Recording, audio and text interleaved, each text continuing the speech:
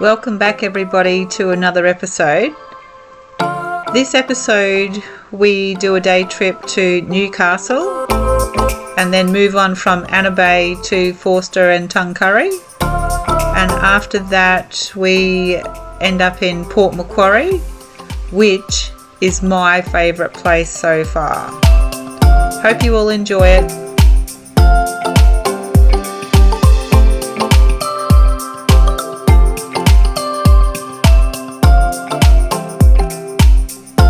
Righto, a little bit of information about the rock pool. So the rock pool was made by convicts in 1819 for the Major James Morissette and became known as the Commandment's Bath. It was renamed many years later to the Bogey Hole, which is the indigenous meaning of to bathe or swim. Interestingly, at that time, both men and women were allowed to swim in the pool at the same time, providing they were wearing bathers. The original rock pool was quite small and was enlarged around 1884. The size is now believed to be 7 times larger. They also installed iron railings, I presume for safety. Changing rooms and toilets were built around the same time, however they no longer exist. As beautiful as the Bogey Hole is, it has claimed a number of lives over the years. It's one of Newcastle's iconic spots to visit and swim at, for visitors and locals. But people should be wary to swim only at low tide and low swell. The Bogey Hole is the first of its kind in New South Wales and is heritage listed as it is one of the oldest ocean pools on the east coast of Australia.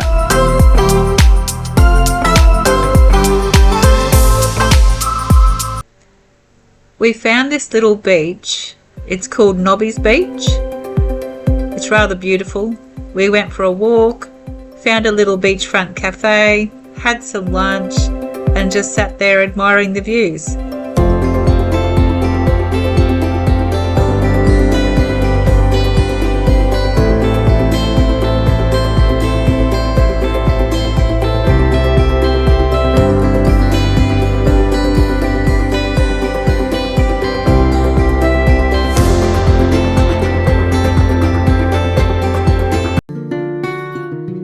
The Church Cathedral was built between 1883 and 1902 and holds a capacity of 1,000 people.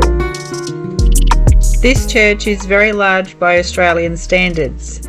It is 72.5 metres long, 26.5 metres wide, 36.5 metres high, and contains 160 windows. 72 of them are filled with stained glass. The cemetery here was the first cemetery in Newcastle and was managed by the Anglican Church. It is estimated that at capacity, the cemetery held 3,300 graves.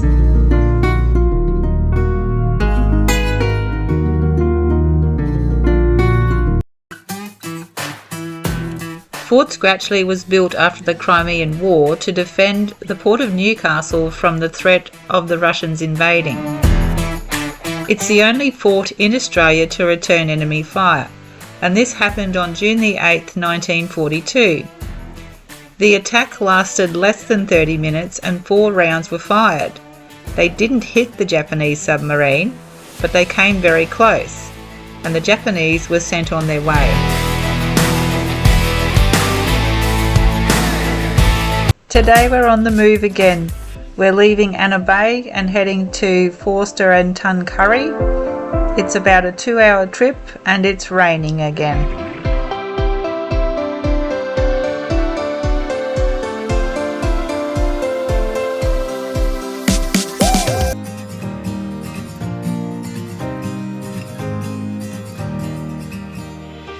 Complimentary reverse parking by the tractor which is called the Marriage Saver. For all those that can't reverse park, I'm sure it's very, very handy. And Brad wanted a day off.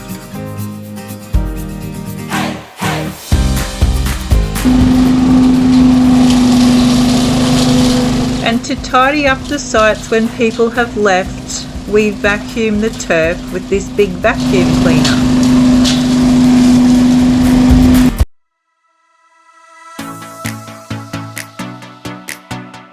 It's such a lovely day out there, there's no rain, so we're going for a walk to see if we can find the Tuncurry rock pool. And here it is, and it's really quite lovely.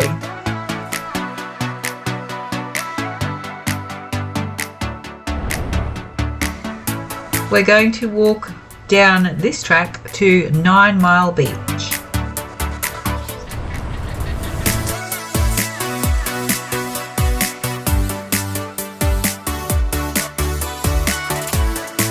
And here is 9 Mile Beach. Looks like a great beach to go walking on. We've just spotted some dolphins in the river, but I didn't have the GoPro on, so we're going to walk down to the end of this pier and see if we can spot them again. So according to the locals, the dolphins do frequent this river and you can often see them frolicking in the water, but we didn't.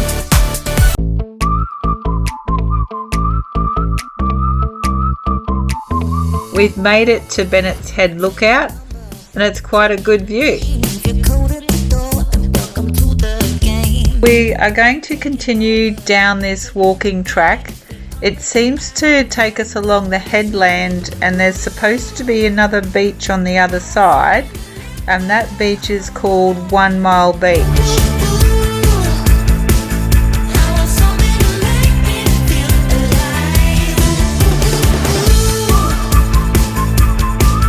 On the way to 1 Mile Beach, there's all these little coves where you can stop and have a look over the ocean and the headlands.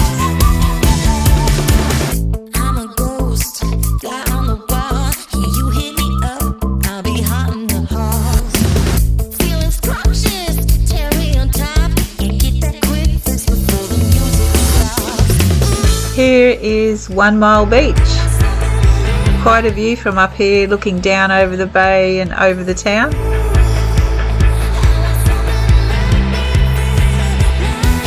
Now we've just got to trudge all the way back up those stairs around to Bennetts Head.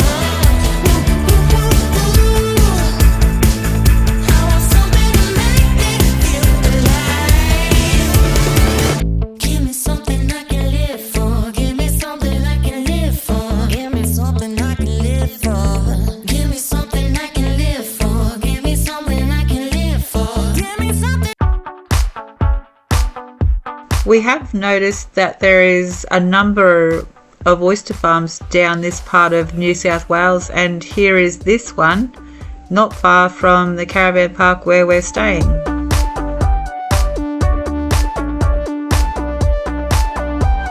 Today we just have a stroll around the local shops at Tuncurry.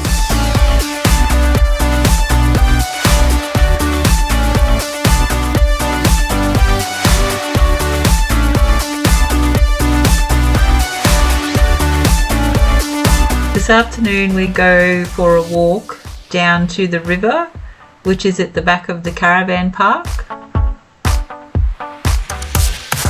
And down here there's a couple of food stalls. So there is a wood-fired pizza and also the hot potato man.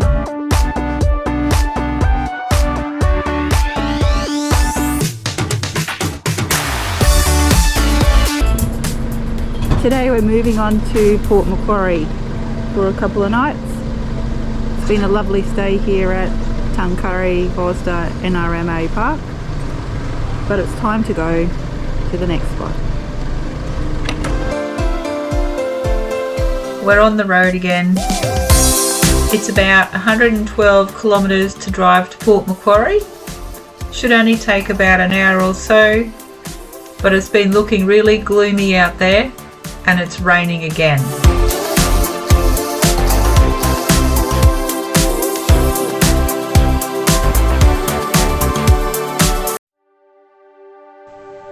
And here is a little vintage van for one. How cute is that?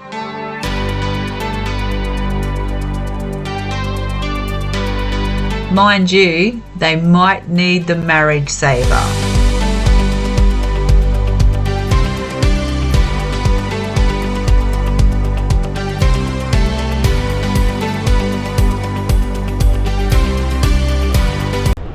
So today we're doing a historical walk in Port Macquarie. This is St Thomas More's Anglican Church, built back in 1824 to 1828 by the convicts.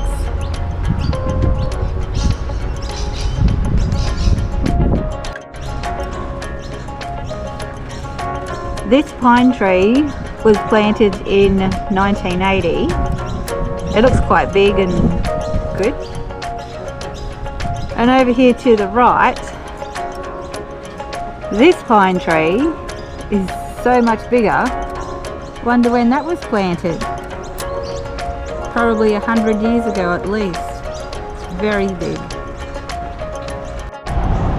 Okay, so this church is the Port Macquarie Wesleyan Church, built in 1846. Was the first Methodist church in Port Macquarie.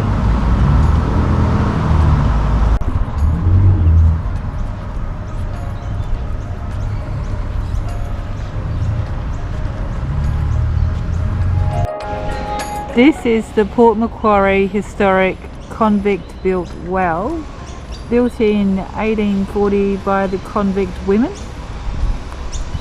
and they used the well to get water out of.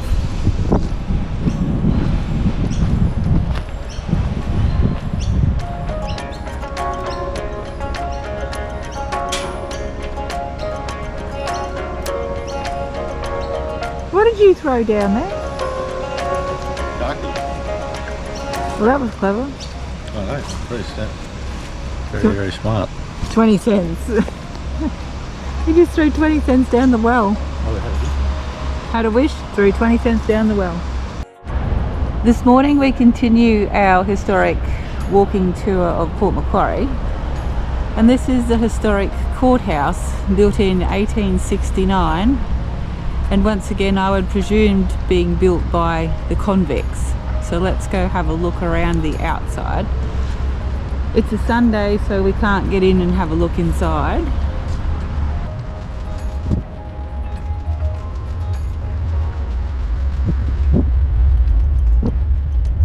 There we go, that's the courthouse. And here's another koala.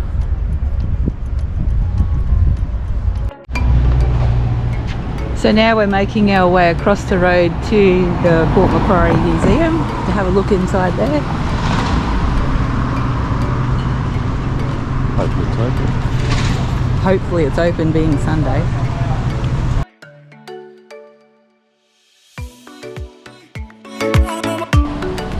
And would you believe that it's closed because it's Sunday, so we miss out. This is an old police station here in Port Macquarie. It's not very far from the courthouse, in fact it's just next door. This is the approximate landing site when they landed here in Port Macquarie back in the early 1800s. It's not the original wharf, as you can tell. And then across the road over here we've got the Royal Hotel, built in 1887, and they did restore it back in 1990, I think it was, to its original form of glory. Right here over the waterfront. A statue of Sir Edmund Barton, the first Prime Minister of Australia from 1898 to 1899. Jail Point Lookout. If you look carefully, you may see a migrating whale.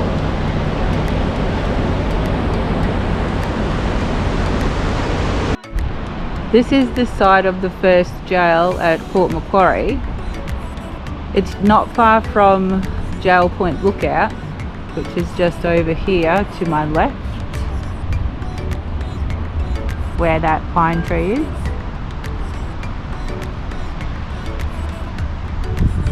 So back in 1821, 3 ships sailed into Port Macquarie Harbour. 2 were wrecked on its entry and the 3rd got through. On there was 60 prison officers and personnel and 60 convicts. And they started the settlement here at Port Macquarie back in 1821. We're on a mission to find this old cemetery, so we've got to go up this little hill, this little dirt track.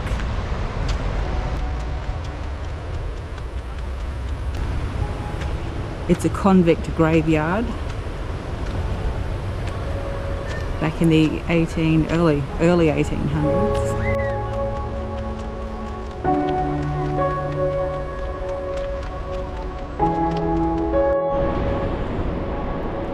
The first Port Macquarie burial grounds opened in 1821. 12 people were buried here, but they can only find plots for 4.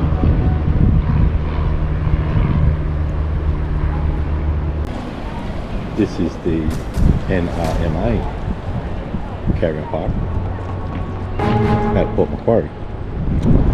You can see our caravan over there. It's quite a large park. Probably fit a couple hundred vans in the mouth of the Hastings River.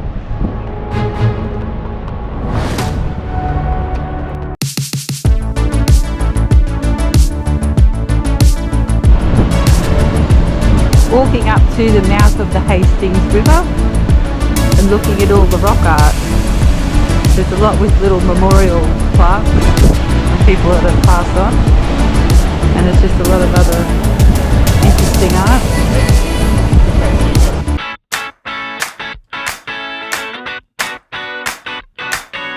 We visited the Koala Hospital in Port Macquarie. It's the first koala hospital in the world dedicated to the care and conservation of koalas. The koalas are named after the area in which they are found. However, Birthday Girl was named because she wandered into a birthday party back in 1990. The hospital looked after her until she died at the age of 25, which makes her the oldest koala ever recorded in the world to have lived this long.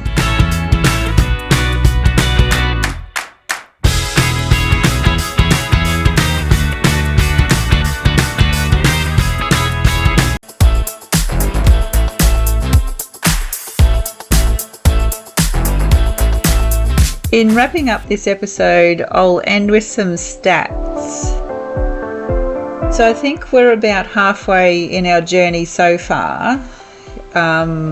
We've travelled 7,300 kilometres and bought in diesel 1,040 litres at varying prices along the way. I'm not going to include the food cost because it doesn't matter whether you're travelling or you're at home, you're still eating. And I'm also not including eating out costs because we really haven't gone to the pub that many times or eaten out at a restaurant, so it's irrelevant really. But just in ending, I think that Port Macquarie for me is my favourite spot so far.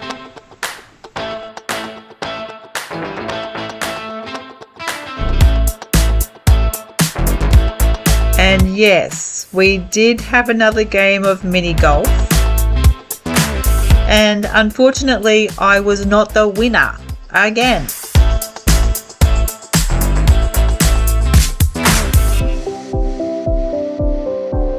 We did enjoy a delicious seafood tower overlooking the boat harbour. Thanks for watching and catch you all next time.